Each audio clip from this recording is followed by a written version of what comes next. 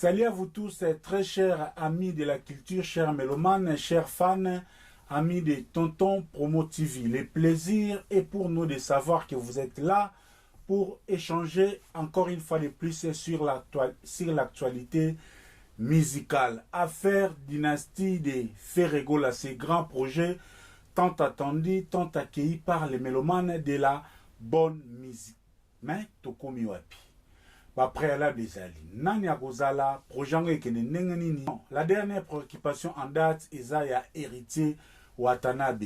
Tout là, il a mouké héritier Watanabe est opposé sous si pas un problème, mais une préoccupation. Pour héritier Watanabe, un tel projet est salamate sans que Weranson Azala associé. Il y a un autre commenté, communication héritier Watanabe par rapport à projet Wana. Et on va encore jeter un coup d'œil sur les projets. Est-ce que le projet ils ont vraiment la place nango? Où en sommes-nous? C'est avec Théophile Munganga Lentelo, Yende Torosolanaye, ensemble avec moi, votre humble serviteur, Ridolphe Nkosa. Théophile Munganga, salut mon frère. Salut tonton Promo. Bonne santé. Santé est vraiment au point. Au point. Nabingo to commenter dans les Kambu ya dynastie, parce que dynastie en mobo bayambi on lokola munduki oyo kolambusa so bandeko ya wenge mais benketi des ali quand même faut se le dire ming sou bazoloba te mais héritier Watanabe s'est prononcé héritier alobi que un tel projet kokende te sans quoi associer au Weranson. Comment toi tu lis cette préoccupation, motivation ni cause à la derrière héritier Watanabe? D'abord merci à toi l'invitation na yo, merci na batno so Alanda biso, spécialement à Djagi et Benin Pierrette, la lumière de Suisse-Irlande. On la salue. À mon petit frère propre Pascal Chioka chez Chioka Shop, toujours combattu, jamais abattu. Ma bolongo toujours na le bas on a soboké chou, ba flèche, ba betaka les à gauche droite. Ba ngona ne ba comprendre raté mais mutu abumba mawapi. Vraiment. Merci en tout cas. Alors pour commencer, Ndengeza héritier à ce point de vue, ce qui n'est pas condamnable, ce qui n'est pas mauvais non plus, parce qu'il faut se sentir libre, parce que le projet au Ferrazan à dynastie, c'est un grand projet. Au Lelo Koutou Batou, bazo déclaré que il fallait qu'il ait là ancien patron à Bango, Weranson, les rois de la forêt, Kolo maison mère, Moutaz à la Kolo projet wana. L'association na batu mais tout le monde est officiellement héritier. Tocha batu na titre moko direct. Na kozonga na héritier mais na poser moi base moko boye. Batu ba déclarer bongo héritier peut à se prononcer. Mais projet wana eza kitoko, c'est vrai que ça la ka pas weraté ndenge héritier lobby que non, eza projet oyo eza na kombo ya ba ancien ya maison mère. Alors, qui dit les anciens des maisons mères, ils allaient que faire un petit fort organisé. Pour maison mère, ça ne lui appartient pas. Les noms maison mère appartiennent, ils ont trademark, ils ont lokoya, wera. Mais il y a ce quoi ça capare dans mon idée wana. Et c'est là où, et si ka héritier a se manifesté. Ce qui wera mutu, à ce qui déwana peut-être un la partant sans condition. Au préalable, à PCP ma condition. À l'obikara que non, projet wana, il n'a pas été contacté. Alors, pour la ferry, un grand projet de grande envergure, il y a un niveau wana, il fallait qu'il, avant à s'annoncer, ça c'est mon opinion. Na bandi to solo là qui non même là on a coulisses, sous coulisses au lobaki yango. Ezali biloko oyo tel meza munene et puis dans le monde musical il y a biso ba congolais et pire encore maison mère clan Wenge. Donc il fallait qu'il a solo là individuellement a bengi héritier moi na mai ndeni yo programme no ya ndengeni yo tengana na studio mais tanga na idéologie morobo yo moni ndengeni est-ce que vous participer? Ok, na ozongela yo bou soka ozongela c'est bon so ozongela était allongwe les gens la problème. L'interlo s'il te plaît na kato opinion na olinga to scrité na no relation na attitude ya héritier par rapport à projet. Parce que ça va un tout petit peu dans la relation aussi à héritier ou à Tana Binafir. Est-ce que position y a héritier? Tout le batano le bengaki. Par rapport à propos nous lelo. Osa si qui peut héritier à répondre positivement. Bon, et ça moi pas si on a répondre na place Nous allons lire bévenu. Ouais, parce que déjà héritier na ferré na ndenge ya cla wenge musique à maison mère. Baza na guerre à positionnement. Pour nanga. Wana toki to se voiler ba face te. Baza na guerre à positionnement. Pour ceux qui lelo kaka faire à trébucher bas. Na cla wenge nous doit remplacer place en héritier. Alors, héritier azotala ki non nga pe quelque part ceux qui na ke et alors là nga déjà dans la carrière nanga nga pe naza déjà gogan moto na tembe et au sopangai pour azalaki na kaka chef d'orchestre na biso azalaki master na biso mais ceux qui azalaki les pères wera peut-être accès nga za facile et ça peut-être n'engé c'est micro relation ça est bien à Weranson azo meka pende ma ko tirer pour finir relation là. C'est que d'aucuns pourraient penser que les accusations sont indirectes, que nous avons négligé père, mais tant qu'il faut la père. Mais si c'est comme ça, au lieu dans la TV, il pouvait contacter son collègue, ex-collègue nae, le patron de l'orchestre nae, G7, il peut côté nae, azana makambu nae, baka ba solo là étant que bana ya papa moko, musicalement, que non. Au mon idéologie au PC, ils sont vrais, ils sont bien à l'élan au danger. Mais, tout kundamabe, tout beau ça dans le passé, tout même la père projet ou bien sûr tout même l'été. Mais quand on se l'a père, moi toi skumbe là haut, pour épée ça en pleurs à mon nez. Marc le moi ça vous avez que père par contre du matin, mais azalaka ata officiellement informé. Voilà. Ce qui a roboya, il comme ngambonae. Mais ce qu'on dit et au kende bien. Ce que selon na habité nous au monde là et kende là. Tout ça la lecture hein, tu vas faire les marques ya nesikaza lelo na ngazo memela bakamunaye. Nini o selon eko sala ke faire un tel projet bon à minimiser na ye ko associé au rançon. Bon au moins dans le monde musical na pesa moi patient pour na ndenge ya wenge tambolaka surtout maison mère en qui ne peut associer wera wepe 12 alors qui peut rebenga wera wepe ayambie na fornité on ne sait jamais donc biso to mona ba on a miso ba tumi balebwe mais dans tout ça to bossa ne lo moko teke spiritualité voilà peut-être na français ça la moi et ça à moi grave tout ça en français ça bien français bokoko eza na sima nango ozo comprendre bokoko na kati ya makambo eza na sima nango tam susu ba yé spiritualité na et permettre été po et puis pour ngai moi à la place de faire j'allais plus intéresser bato les marquis pour na les marquis mokonzi azalaki te ezalaki bango nyonso bazalaki na même pied d'égalité bien que bah toi la mutu na mutu distingue kabato mais pour nanga il fallait qu'il ait intéressé les marquis pour les marquis ça n'a aucun minuscule à maison mère tout le question l'UPR moba spiritualité donc un tout petit peu tu partages les points de vue par exemple des gens comme des patriarches qui estiment que héritier pe nenga funguli gère relation bien boué na we rançon na kepe comité ka ba iba e makambu ndenge tambula te koyiba makambo ezalaka susu te yo deya komona spiritas ya yoka deja makambo amipesaka moto na tembe gogan donc makambo koyiba bamoto esila ekoma mutu na mutu ayebi makambo na ye esika atelemeli oyo biso toza limité mais bango moko bayebi tomonaki kofi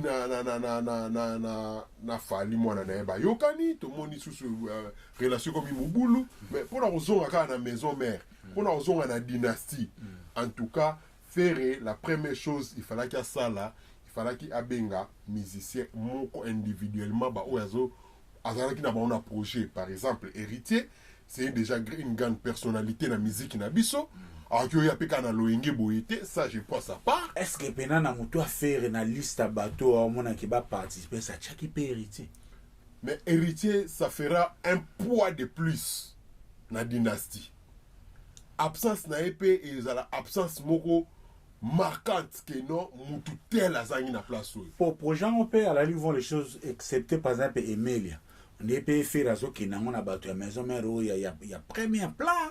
Pour c'est vrai Emilia côté qui a l'air Betty Bercy, mais Jacoti et tu sais côté maison mère activité ma casse ça Zénith, bakabula ka album moko la kele o ba imba nzembo ya Eliot Mondombe. Est-ce que na grand boule pebo na nengi y a pas un état d'esprit au fait de la paix, bon, héritier c'est bien bon, mais n'engue peut te balayer ma cambrité pas qui pas prêt. Mais malgré ne ba bandela makambu, en tout cas ba fan ya Emilia ba monanga mabete, impact héritier na maison mère. Et ça moi pas si et a Emilia le Kango. Emilia c'est un biaka, mais na passage na maison mère, a ça l'impact pendant offert à ça héritier à salati. Faire qui peut tenir compte de l'okoana que non bah tu vas impacter penza maison mère au lieu que atala kaka les anciens génération na bango bien époque na bango ba Bindombe ba Serge Mabiala Serge Mabiala ba oh nani comment on est Lacoste, JDT, Babindombe, Monisco, wana qu'est-ce génération na bango, promotion na bango pendant maison mère, champ d'attaque, tout autant ba owana. Et wana ba héritier, ba sala ki penzate. Mais so to bito so na ndenga impact, il loko wana penza. Mais Kabosa est après héritier. Kabosé aye après il est à peu près série mogo. Kabosé aye après héritier mais nenge ka baluba nenge héritier mo baluba tout ça qui ensemble mais mutu na mutu azaki na makambu na ye. Une chose encore Théophile Ngalen, le tuebo qu'est-ce que fonctionnaire tout le monde a peut te vivre makambu. Est-ce que exact parce qu'il faut se le dire il y a une opinion historique mais le ba qui est héritier pas avec le la pièce de échange a fait rigola. Est-ce que ba grain wana etika la te po mingi ken la mo bon on a na quartier latin bazozwa mirage pour remplacer soleil héritier bazui ya mais bon on a peut faire à collière mo boy était ba otindika bilo kwana etika la te o lelo pe bazana bango bien mais na projet boy faire pas on a te goga pe so mutaba vitesse ça ko pas voler la vedette.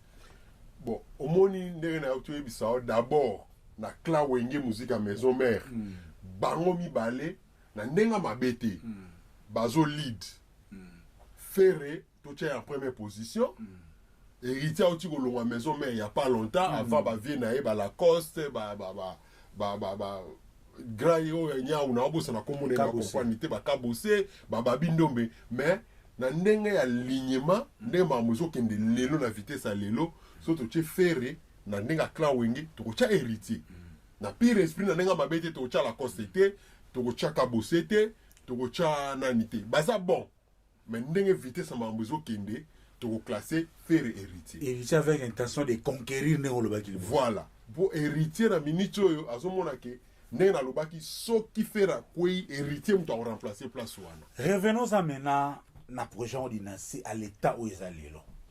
Serge Mabiala répond déjà dans le studio, Emilia de même, Adjan Etoyo Kakol est possible c'est bon, Kakol c'est bon, Alimbonda c'est bon. Mais, autour de Belo Mourad est très crucial. Est-ce que nous sommes là dynastie, et ça encore un souhait ou bien est comme vraiment déjà matérialisé comme projet? Et ça matérialisé comme projet. Pour l'année, ça souhait. Et grave même, nazo bangake Ferregola a accouché mort-né. Comment ça? Expliquez-vous. Donc, dynastie est que bima mort-né. Au moins, n'engezana. Dynastie, ça le rôle a zui moisi. A fani na moisi na ndako. A tcheye zemi. Mais zemi, il faut qu'on entretenir en haut. Et cola, moisi a zouara ba vitamine D. Si tu as un poto à faire, comment moi, mon boulot, moi, ma malile, leki. Azora ba vitamine ba marnini entretenir moi ça ça ba stress tes mes cola ko bi kan to za ba maman na palette moko ke non mère afandi ba caprice na esengi ke yo il faut au tchabila na machine il a se sentir mal à l'aise donc c'est ce que Ferré devait faire au premier lieu et là on nini ezo faire fonder inquiétude na yo inquiétude nanga eza fondé parce que bazali na guerre à positionnement. Et puis Ferré n'a pas pu son temps il y a qu'organiser et wana proprement dit. Avant de communiquer. Avant à communiquer na qui non annoncer album Dynastie. Na éviter ceux qui yemoko personnellement à soit fond na ah c'est Léo grand maas. Est-ce que ndeni ngana na bulbo yoro bindeni au contraire aux anabisototé programme no ndengeni na éviter. Est-ce qu'à soit fond na ya binga héritier? Est-ce qu'à soit fond na ya bengi mabiala? Mais à ça peut bâtonner ba Picasso bazawana qui Picasso benga JDT. Au moins ils ont moins de considération. Ngano to ba collaborateur. So na ko motinda pire petit na ngamoko boye ou bien master na ngamoko boye. Benga rido epse to na émission lelo. Na esprit à wenge. Anga na tanga na za mukongo me keba. L'esprit a wenge et olekate. Si tu so mère à lobiga, ye nengeni azoti na mutu. Vous comprenez? Ah, ye moko bo solo la bon ce que ko makamba boye. A romotinde lo ba émissaire nengeni. Et voilà ba mystère te ba petit bitinda na loba. Ba zwanga mabete. Ba romotinde ba tu oyo baza na poa ya likambo wana te. Et pourtant soki ye moko fera tu fond. Pour moni ba Serge Mabiala. Emelia. Et Emelia. Nana ni susu na Serge Mabiala. Serge Mabiala, Emelia Adjani. Bandimi yango Alimbonda. Kane na zoloba bandimi yango me parce que baza penza na makambo na maboko te. Héritier na makambo na maboko. Héritier na album. Bosselo makambo ya zana. JDT makambo na Lacoste makambo ya zana. Oh, Lacoste muketo ngalo ya lobi faut ba lega na bureau zo tuna makambo na zana ngo. Yo sous-estimé mais ya zo. C'est wana pe ezaka komatsa ba enchère te. Pour mon plus photo facilement. Yo mo ba okona na wengango ndi na ebite wengango ezaka nini. Ezaka art mwana maya possible. À se prononcer na TV, ne ti faire écoute la kaya la coste. Alors bisus mukentonga na tinaki secrétaire. C'est comme manière ninyo yango wana. Docteur banini. Ou soit le roi eza showbiz. Est-ce que n'enyozo mouné makambo? On dirait là on est au sala réticence pas faut se dire on est constant ngapé jusqu'à na moni nani c'est l'auteur pe sa programme à Dynastie na moni JDT c'était sa programme à Dynastie na moni Lacoste c'était sa programme à Dynastie. Est-ce que ezana étape moko na nous ba sololité ou les autres chaque kilo ou bien baliba mona clair pauvre na ebité est-ce que et cause appelle lié na mbongo na kati est-ce que yo kiko yebisanga ke mutu lokola héritier akoya koyemba pona plaisir so aye koyemba pona plaisir pona lokumu ya nani qui va bénéficier na honneur wana ce n'est pas lui et vous allez faire alors à contrepartie faire a honneur wana faire mutu atie ba moyen G. Au retour, bango ba gagner nini. Faire par exemple, Abibo héritier à Oyemba, mais héritier à grand chanteur, héritier à la carrière solo nae, il faut solo la nae. Moi je ne condamne pas ma propos ya Lacoste.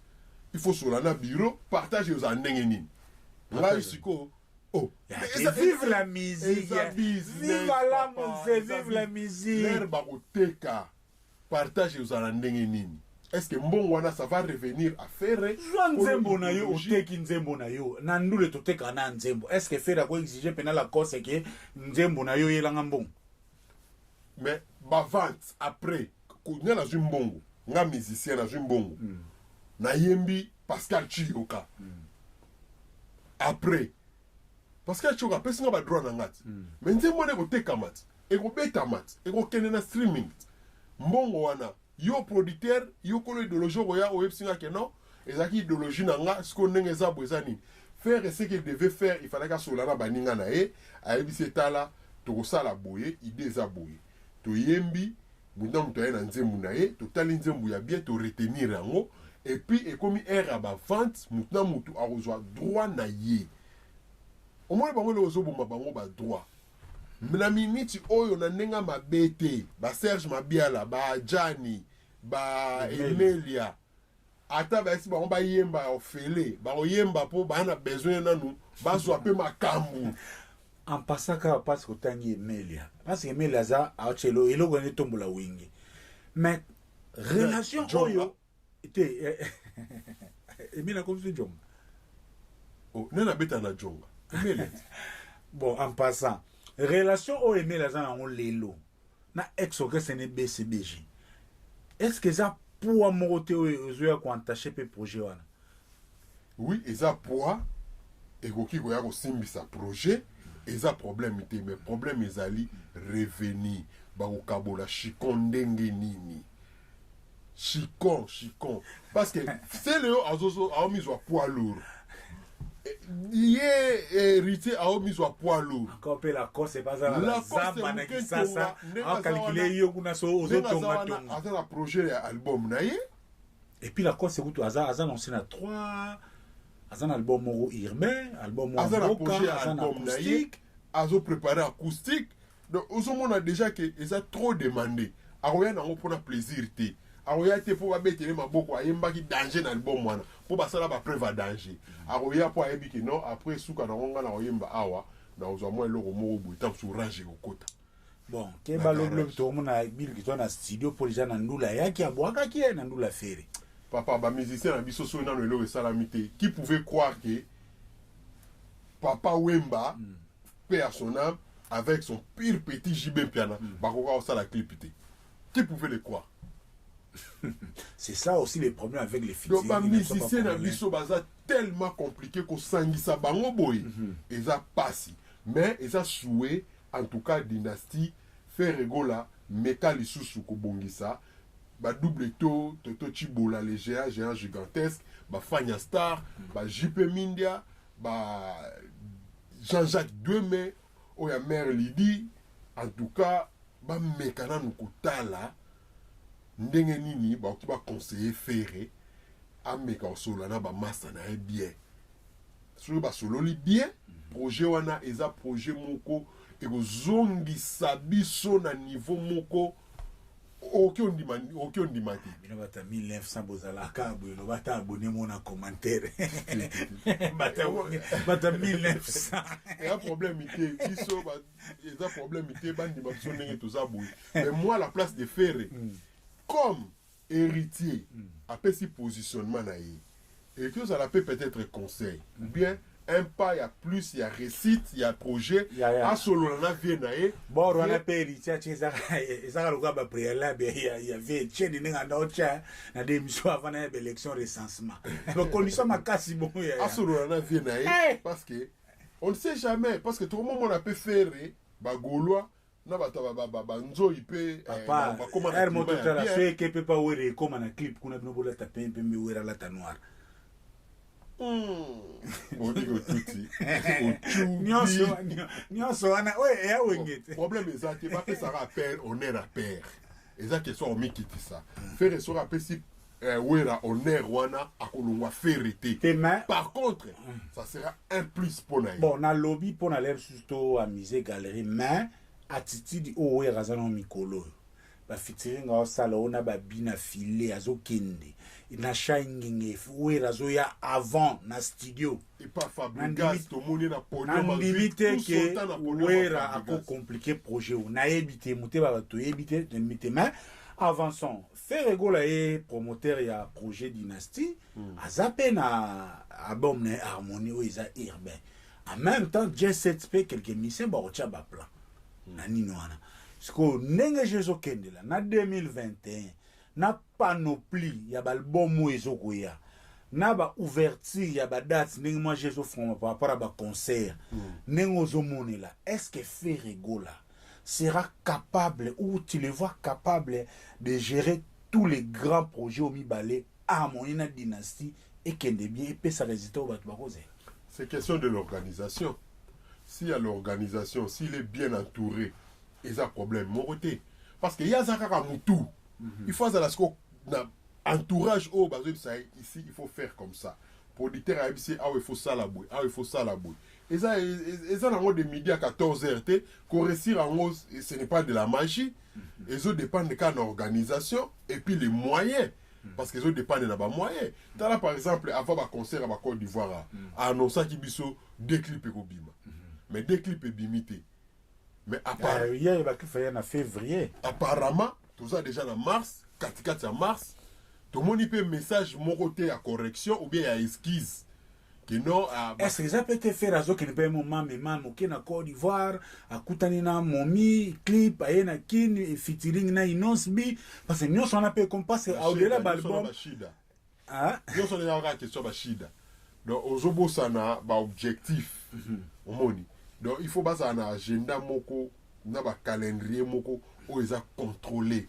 Yango mona donc tu peux ça ba gims ba raison ba ndima featuring n'importe comment. Voilà, pour l'artiste na biso ba na respecter. Ba na respect d'abord ya contracté, ba na respect ya ba management na bangote. So ba za ba tout monde ba respectera makambo. Oki ko entamer ba bilo belé mbala mokote. Et là on attend on a programme nango. Tala neti siko. Moi je pense même cop il y a concert à Côte d'Ivoire et là qui est brisque. Bon, comme entre parenthèses adversaire nae ou bien concurrent nae akekuna, nga pe kopo ye il faut na ke na nyatango. Bon, clip là la nan. Or déjà bongo il y a l'anguille sous la roche entre ye na producteur et aussi mbaté. Producteur on se prend le comportement en até. Donc quelque part ba musicien na biso il faut ba respecter ba contrat. Ba respecter ba parole. Je sais jusque là harmonie dans la label a fait rigole hein. Nano ba personne na boka producteur, je sais pas. Oui, et que ça na label na ye moko fait rigole. Mais au moni eloko parole. Ndenge biso tozoya boy. Bato baso yo ka bisot. Ba Hollanda bisot. Est-ce qu'il y a toko beta libaku? Ba okomango na se wana. Bazela bako bato si ba bonné na ba corriger en français. Et puis total yango l'air to est corriger. Donc c'est ce que les musiciens doivent faire. Herba yo ki public. Ba fan na yo ba sala ki yazala nenga za. Ba leli azongi pe moi simat. Théophile Munganga, l'intello, merci beaucoup. Vous avez la caméra devant vous, vous regardez, vous adressez à faire rigoler à tous les Gaulois. Quel sera votre dernier mot? En tout cas, un dernier mot pour la circonstance où Ezali qui fait rigoler, ça la marche en arrière, ne balobaka reculer pour mieux sauter. Bandela kobenga ba collègue na yo, ba ex-collègue na yo, ba master na yo, ba musicien, aux on a posé un projet. Mais fils qui ont valorisé, on va se sentir valorisé. Que, allô, c'est Léon, ngai ferre, ndeni, tokuta na buto solo la boye, so possibilité za, bo solo li.